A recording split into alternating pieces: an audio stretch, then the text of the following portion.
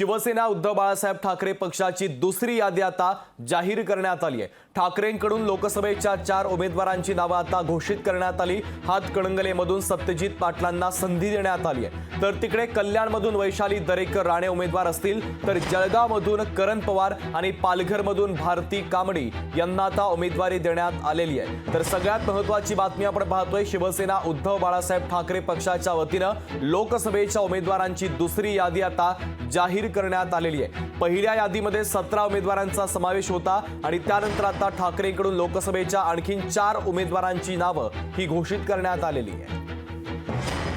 डोंबिवलीमधून मी वैशाली दरेकर राणे, आमचं सत्यजित पाटील यांचं नाव मी जाहीर करत आहे। त्याच्यानंतर पालघरमध्ये आदिवासी आमच्या महिला आहेत भारती कामडी, त्यांचं नाव मी जाहीर करत आहे। आता फक्त राहिला जळगाव।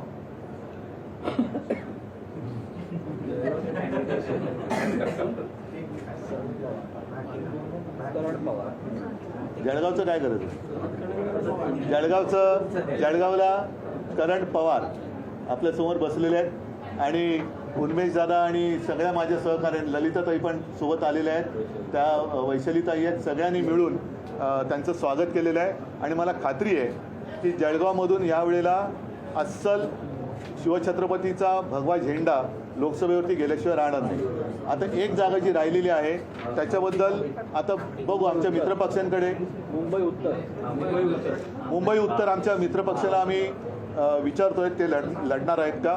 ते जर लढत असतील तर त्यांना लढू द्या, नाहीतर आम्ही ती जागा आमचा उमेदवार जाहीर करू। आजचं युग हे अतिशय स्वार्थाचं, एकमेकांच्या पाठीत खंजीर खुपसण्याचं आणि राजकारणात तर निवळ पाय ओढण्याचं असताना एक मैत्रीची मिसाल आम्ही दोघे या ठिकाणी आज इतिहासात नोंद करून जाईल अशी मिसाल या ठिकाणी करतोय असं मला वाटतं।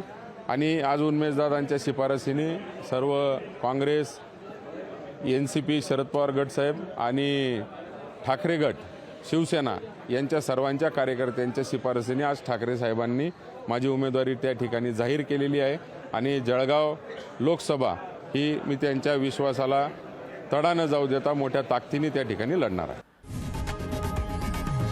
लोकशाही मराठी ऐका, पहा, जागरूक रहा।